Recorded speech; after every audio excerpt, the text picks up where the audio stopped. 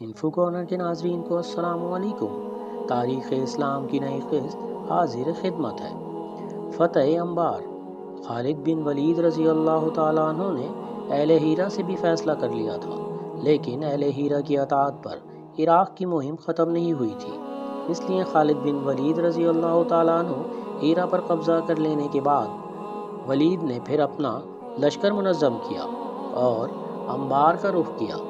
انبار پہنچ کر شہر کا محاصرہ کر لیا۔ شہر کے گرد گہری خندق اور مضبوط فصیل تھی۔ ایرانی اپنی حفاظت کے لیے محصور ہو گئے تھے۔ مسلمانوں نے تیر اندازی شروع کر دی، لیکن ایرانی اس تیر اندازی سے متاثر نہ ہو سکے۔ خالد بن ولید رضی اللہ تعالیٰ عنہ کے لیے یہ بات انتہائی پریشان کن تھی کہ محاصرہ طول پکڑ رہا جائے اور ایرانیوں پر قابو پانا مشکل نہ ہو جائے۔ اس لیے خندق پار کرنے کی راہیں ڈھونڈنے لگے۔ ایک جگہ سے خندق نسبتاً کم چوڑی تھی۔ خالد بن ولید رضی اللہ تعالیٰ عنہ نے مسلمان فوج کو اپنے لشکر کی بیمار اونٹ ذبح کرنے کا حکم دیا اور خندق میں گرانے کا حکم دیا۔ یہ تجویز کارگر ثابت ہوئی اور مسلمان خندق پار کر کے انبار کی فصیل تک پہنچنے میں کامیاب ہو گئے۔ یہاں پہنچ کر فریقین کے درمیان سخت معرکہ ہوا۔ ایرانی فوج کا سپہ سالار شیرزاد مسلمانوں کے حملہ کو روکنے کی کوشش کرتا رہا، لیکن اسے کامیابی نہیں ہوئی۔ کامیابی کی کوئی صورت نہ پا کر شیرزاد نے خالد سے صلح کی پیشکش کی، جسے خالد بن ولید رضی اللہ تعالیٰ عنہ نے قبول کیا اور ساتھ ہی یہ شرط لگائی کہ شیرزاد بغیر کسی ہتھیار کے اپنے ساتھیوں کے ہمراہ شہر سے نکل جائے تو اسے امان دے دی جائے گی۔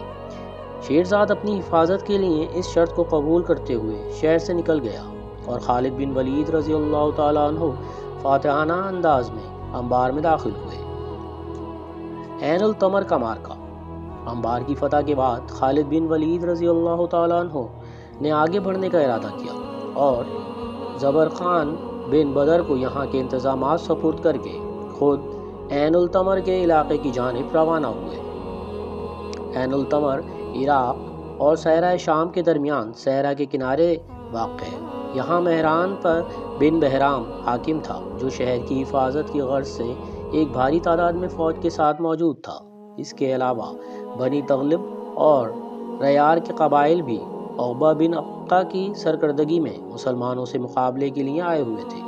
خالد کے پہنچنے پر عقبہ بہرام سے اجازت لے کر خالد سے مقابلے کو آیا، لیکن فوراً خالد بن ولید رضی اللہ تعالیٰ عنہ کے ہاتھوں گرفتار ہوا اور اس کا لشکر مقابلہ کیے بغیر میدان جنگ سے فرار ہو گیا۔ مہران نے لڑائی کی یہ صورتحال دیکھی تو اس کو اپنا انجام بھی سامنے نظر آیا۔ اس نے بھی فرار ہونے میں ہی عافیت سمجھی۔ اس کے بھاگتے ہی اس کی فوج قلعے میں محصور ہو گئی، لیکن خالد بن ولید رضی اللہ تعالیٰ عنہ ان کا پوری طرح استحصال کرنا چاہتے تھے۔ فوراً محاصرہ کر لیا۔ لشکر میں اسلامی طاقت سے مقابلے کی تاب کہاں تھی۔ خالد بن ولید رضی اللہ تعالیٰ عنہ سے امان طلب کی اور کہا کہ اگر ان کی امان دی جائے تو قلعے کا دروازہ کھول دیں گے۔ خالد بن ولید رضی اللہ تعالیٰ عنہ نے انہیں ہتھیار ڈالنے کا حکم دیا، جسے انہوں نے قبول کیا اور قلعے کے دروازے کھول دیے۔ خالد بن ولید رضی اللہ تعالیٰ عنہ نے قلعے میں موجود مال و اسباب پر قبضہ کر لیا اور عقبہ کو قتل کر ڈالا، اور اس طرح عین التمر کا بھی مسلمانوں نے قبضے میں کر لیا، جو ان کی شاندار کامیابی کی دلیل تھی۔ دومت الجندل کی تسخیر۔ دومت الجندل کی تسخیر مسلمانوں کے لیے انتہائی ضروری تھی، کیونکہ دومت الجندل کی جغرافیائی صورتحال یہ تھی کہ یہ علاقہ اس راستے کے سرے پر واقع ہے جہاں سے ایک طرف عراق کو راستہ جاتا ہے اور دوسری طرف شام کو، یعنی یہ عراق و شام کا درمیانی راستہ تھا، جس کی وجہ سے مسلمانوں نے فتوحات کا آغاز کیا تھا۔ اس کے لیے یہ انتہائی اہم مقام تھا اور یہ ضروری تھا کہ یہ اہم مقام مسلمانوں کے قبضے میں رہے۔ اس لیے اسلامی لشکر عین النخر کی فتح کے بعد اسے اہم مقام کی جانب متوجہ ہوا۔ جس وقت خالد بن ولید رضی اللہ تعالیٰ عنہ دومت الجندل کی سمت روانہ ہوئے، اس وقت ایاز بن غنم نصرانیوں کا اور مشرکین عرب سے برسر پیکار تھے۔ دومت الجندل کی فوج دو بڑے حصوں میں منقسم تھی۔ ایک حصے کا سردار قیدر بن عبد المالک تھا اور دوسرے کا دی بن ربیعہ۔ قیدر بن عبد المالک نے مدینے کے خلاف بغاوت کی تھی، جس کا سدباب کرنے کے لیے حضرت ابو بکر صدیق رضی اللہ تعالیٰ عنہ نے ایاز بن غنم کو روانہ کیا تھا، لیکن ایاز بن غنم کامیاب نہ ہو سکے، جس کی وجہ سے انہوں نے خالد بن ولید رضی اللہ تعالیٰ عنہ سے مدد مانگی۔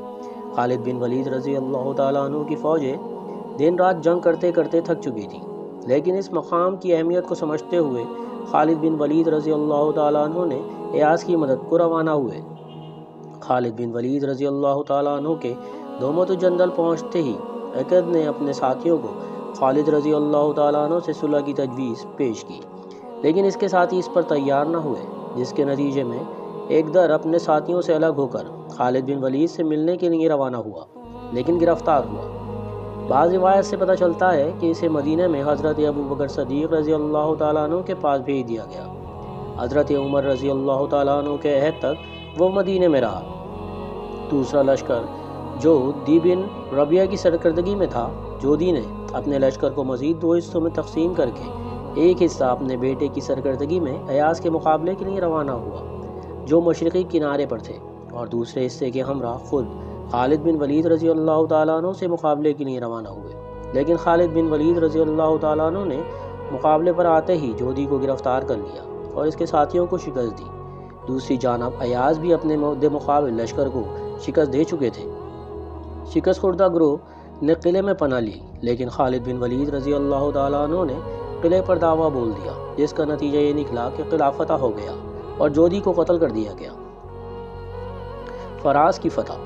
خالد بن ولید رضی اللہ تعالیٰ عنہ مثنہ بن حارث رضی اللہ تعالیٰ عنہ نے عراق کی مہم کا آغاز کیا تھا، جس کے ہر قدم پر انہیں شاندار کامیابی ہو رہی تھی۔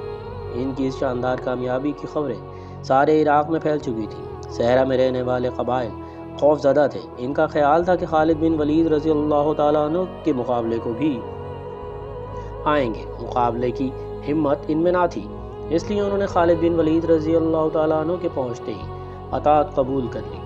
دریائے فرات کے ساتھ شمالی علاقوں کے تمام قبائل اطاعت قبول کر چکے تھے، تو خالد بن ولید رضی اللہ تعالیٰ عنہ شام، عراق اور جزیرے کی سرحدی مقام فراز پہنچے۔ فراز چونکہ عراق اور شام کے انتہائی شمال میں واقع ہے، اس لیے خالد بن ولید رضی اللہ تعالیٰ عنہ عراقی قبائل کو متبع کرتے کرتے اسی علاقے تک جا پہنچے، جس کی وجہ سے ایرانی سرحد سے رومیوں پر حملہ کرنے کا راستہ بھی کھل گیا، جو مسلمانوں کے لیے شام کی مہم کا پیش خیمہ ثابت ہوا۔ خالد بن ولید رضی اللہ تعالیٰ عنہ کے فرائض پہنچتے ہی رومیوں کو بھی مسلمانوں سے مقابلہ کرنے کا جوش آیا اور انہوں نے ایرانیوں سے مدد طلب کی۔ ایرانیوں نے مسلمانوں کا مقابلے کے لیے رومیوں کی مدد کی۔ اس طرح مسلمانوں کے مقابل میں 2 طاقتیں یکجا ہو گئیں، ایک طرف رومی اور ایرانی لشکر تھا اور دوسری طرف مسلم افواج خالد بن ولید رضی اللہ تعالیٰ عنہ کی سرکردگی میں پورے جوش و خروش سے موجود تھے۔ درمیان میں دریائے فرات حائل تھا۔ خالد بن ولید رضی اللہ تعالیٰ عنہ نے دشمن کے لشکر کو للکارا، بلکہ دریا عبور کر کے آؤ۔ چنانچہ دشمن کا لشکر دریا پار کر کے آ گیا۔ اس عرصے میں خالد بن ولید رضی اللہ تعالیٰ عنہ اپنے لشکر کی ترتیب منظم کر چکے تھے۔ لڑائی کا آغاز ہوا۔ دونوں فریقین اپنی اپنی قوت کا مظاہرہ کر رہے تھے، لیکن پہلے مارکوں کی طرح اب بھی دشمن کی قوت مسلمانوں کی طاقت سے نہ ٹکرا سکی اور مسلمانوں کے مسلسل وار سے مخالف لشکر میدان چھوڑ کر بھاگ کھڑا ہوا۔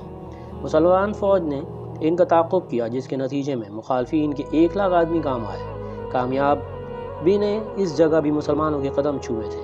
اس فتح کے بعد خالد بن ولید رضی اللہ تعالیٰ عنہ نے 10 روز تک فراز میں قیام کیا اور اس کے بعد اپنی فوج کو ہیرا کی جانب کوچ کرنے کا حکم دیا اور خود چند ساتھیوں کو لے کر حج کے لیے روانہ ہو گئے۔